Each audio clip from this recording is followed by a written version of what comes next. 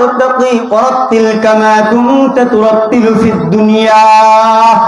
ও হাফিজ কোরআন পড়ো পড়ো, সামনে আগাও এবং পড়তে থাকো যেইভাবে তুমি দুনিয়াতে পড়েছিলে তার তিলের সাথে, আস্তে আস্তে ধীরস্থির সাথে, মদ গুণনা ঠিক করে পড়তে থাকো।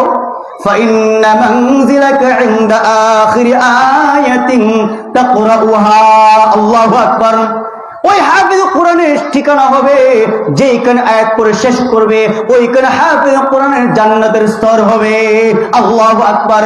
আম্মাজান আয়েশা সিদ্দিকা রাদিয়াল্লাহু তাআলা আনহার মতে কোরআনের মধ্যে আয়াত আছে 6666 আয়াত আছে। আল্লাহু আকবার। তাহলে একজন হাফিজ কোরআন একটা একটা আয়াত বলবে, একটা একটা সেই সামনে যাবে, একটা একটা আয়াত বলবে, একটা একটা জান্নাতের মর্যাদা স্তর সামনে আগাবে।